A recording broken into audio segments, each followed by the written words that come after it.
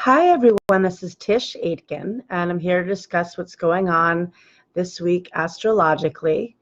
We just experienced a few big things. We had Mercury cazimi, which means that it was conjunct the sun, but very closely within 17 minutes of the arc of the sun. And it crosses the face of the sun, and this happens about 13 times a century. So it doesn't happen very frequently.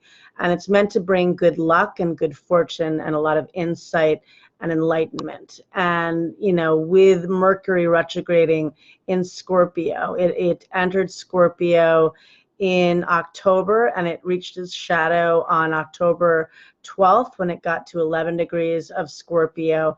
It's been a very intense ride, and Pluto rules the sign of Scorpio, which is the planet of death and rebirth and transformation. And it can be very heavy energy whenever Mercury is in Scorpio, but certainly in a retrograde. And when it initially went retrograde on Halloween, on October 31st, it was conjunct Venus in Scorpio. And Venus is what we value, what we love, what we wish to have, what we want to possess. And, it's been a lot of review period for many in terms of what makes them happy. And with Pluto being the ruler of this retrograde and Scorpio season, we're also all preparing ourselves for Saturn and Pluto meeting up on January 12th at 22 degrees of Capricorn. And that's going to be at the world axis, and it's going to be a very intense ride. So this week with, Mercury conjunct the sun in Scorpio, and at a very, very close, position. This is again giving us some enlightenment and some, hopefully some introspection as to how we can up-level what we need to achieve in this journey. And we had a full moon on November 12th, the day after, and that was a moon in Taurus where it's exalted. It's a lovely placement, and it was at 19 degrees and 52 minutes of Taurus. Therefore, it formed a trine to Pluto, which is a very enabling aspect. And on that, and it also, on that day, Mars was sextile Jupiter in Sagittarius, and that's an aspect of good fortune and gives us opportunity and gives us, some optimism in all of this. So now, today we've got Venus in Sagittarius is squaring Neptune in Pisces, which can be very dreamy. It can be very creative and very artistic, but it is sensitive energy. And we're also in the last week of Mercury retrograde, which is good news, because it's been, again, for most people, it's been a heavy time. And I've heard of some major endings in the last couple of weeks. And I think that's because we're also getting close to Saturn-Pluto conjunction. That's not, not very far away. And so we're preparing ourselves for major shifts that are inevitably going to occur. And some of them are not going to be easy. And some of them are things that we consciously and unconsciously may be aware of that are happening.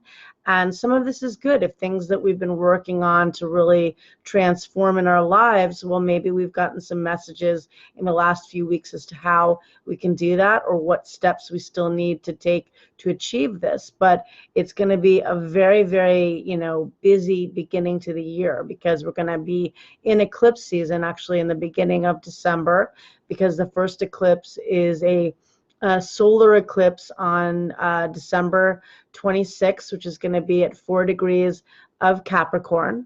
And then the second eclipse is going to be on January 12th, which is a lunar eclipse at 20 degrees of Cancer. And that actually sets off where Saturn initially stationed retrograde in April when it was at 20 degrees of Capricorn.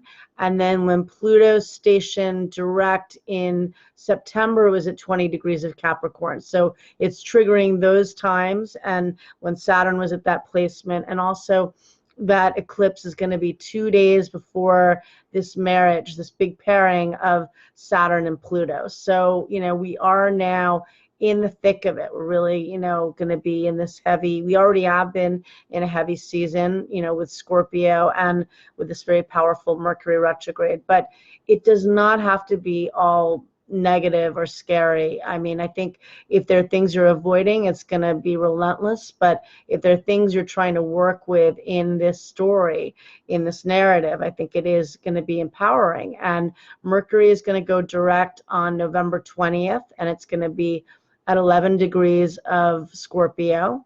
And then it's going to enter Sagittarius on December 9th. So we have it for a while longer in Scorpio. And also on November 19th, we're going to have Mars leaving the sign of Libra, where it's actually in its detriment. It's not a very powerful placement. And it's going to enter Scorpio, where it may be the wounded warrior on some level, but it also is very powerful. It's one of the co-rulers of Scorpio. And it's going to be in Scorpio until January 3rd. So in the middle of eclipse season, Mars will change signs and enter, at that time, enter Sagittarius. But Mars in Scorpio will give you a fight, and it will help you to fight what you need to fight during this difficult journey.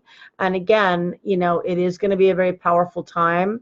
There is going to be a lot of ending and change in your life and on the collective, but a lot of these things need to end, and probably a lot of it you're aware of. And if you haven't been dealing with it, you're going to get a big cosmic push to do so. And that's kind of, you know, what already has been happening during the retrograde. But I think this retrograde for many has been so emotional, because at one point we did have, you know, Venus, Mercury, and the Sun all in Scorpio. Now we have Venus in Sagittarius, where it is more lighthearted, but it, you know, it's still been, I think, a difficult route. And I think also the fact that Mercury is going back to when it was, when Venus was retrograde in Scorpio in fall of 2018, and Saturn was in Scorpio in the summer of 2015 in particular, when it's stationed at the last degrees of Scorpio. So